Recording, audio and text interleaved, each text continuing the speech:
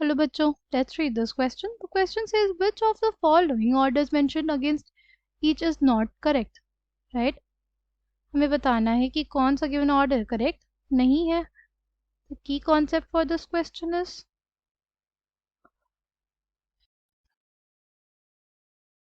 properties of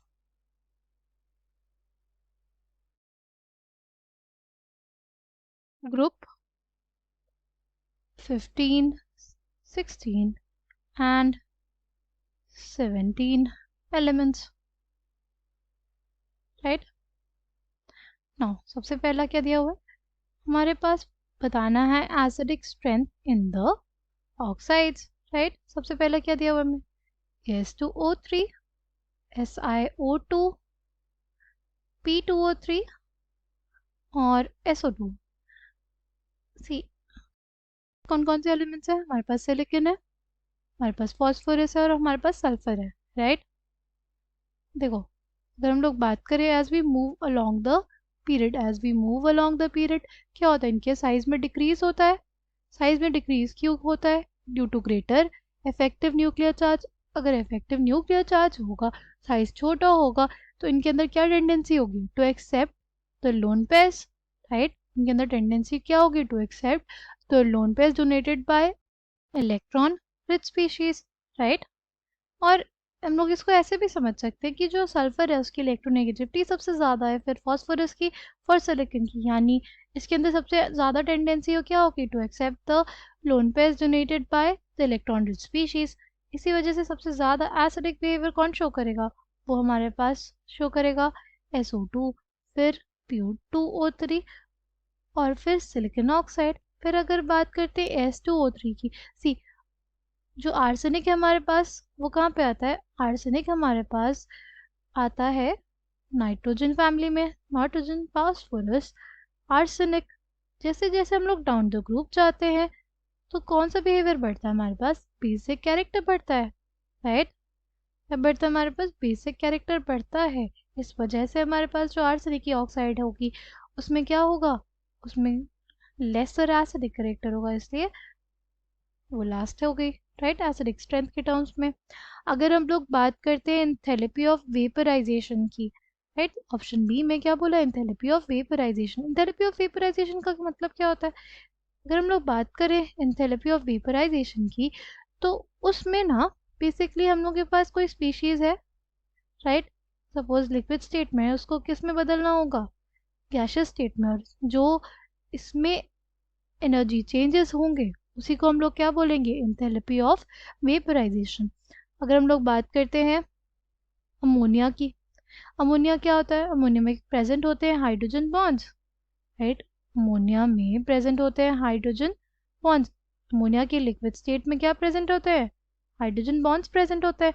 और उन hydrogen bonds को तोड़ के फिर उसको गैशियस स्टेट में बदलने में बहुत ही ज़्यादा क्या लगती है? एंथैल्पी ऑफ वेपराइजेशन लगती है, राइट? इसीलिए सबसे ज़्यादा एंथैल्पी ऑफ वेपराइजेशन किसकी होती है? वो होती है अमोनिया की. अमोनिया के बाद किसकी होगी? अमोनिया के बाद हमारे पास एंथैल्पी ऑफ वेपराइजेशन होती है एंटीमनी की हाइड्राइड की. फिर हमारे पास AsH3 होता है. ऐसा क्यों? ऐसा इस वजह से क्योंकि इनमें ज़्यादा होगा वैंडरवाल्स इंटरैक्शन. अगर वैंडरवाल्स इंटरैक्शन ज़्यादा होंगे तो क्या होगा? उनको हमारे पास वेपराइज करने में हमें ज़्यादा एनर्जी देनी पड़ेगी, यानी हमारे पास एंथैल्पी ऑफ वेपराइजेशन की वैल्यू ज़्यादा होगी, राइट? इसलिए ऑप्शन बी हमारे पास गलत हो जाता है, ठीक? अगर हम लोग बात करते हैं more negative electron gain enthalpy की, तो more negative electron gain enthalpy किसकी होती है? वो होती है क्लोरीन की. सबसे ज़्यादा इलेक्ट्रॉन गेन एंथैल्पी किसकी होती है पूरे पीरियोडिक टेबल में? वो होती है क्लोरीन की. ग्रेटेस्ट इलेक्ट्रॉन गेन एंथैल्पी क्यों उसकी ज़्यादा होती है? सी जब इसमें इलेक्ट्रॉन का एडिशन करते हैं तो ये आराम से इलेक्ट्रॉन को एक्सेप्ट कर लेता है, एनर्जी रिलीज करता है. फ्लोरीन के केस में क्या होता है? फ्लोरीन का साइज छोटा है, फ्लोरीन के साइज़ छोटा होने की वजह से जो इनकमिंग नया वाला जो इलेक्ट्रॉन होगा उसको बहुत ज़्यादा रिपल्शन फेस करना पड़ता है।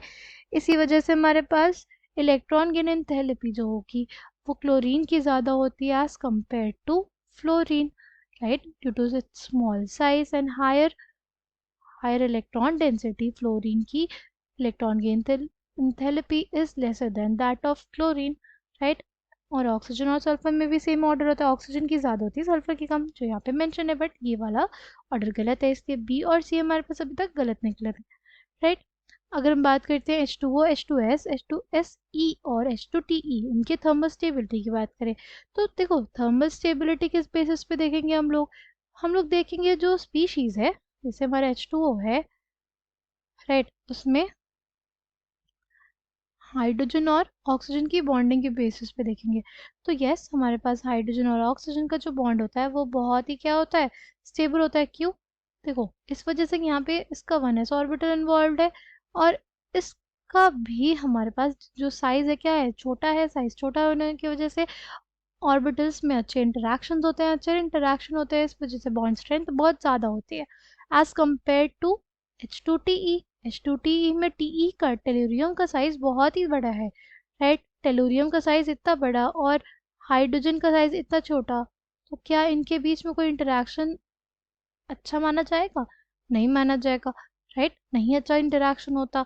इसी वजह से जो थर्मल स्टेबिलिटी होती है वो सबसे ज़्यादा H2O की, फिर H2S, फिर H2SE और H2TE, राइट? तो हमसे क्वेश्चन में पूछा था कि कौन सा सही नहीं है, तो correct answer for this question will be option B and option C. I hope you understood it well. Thank you and all the best.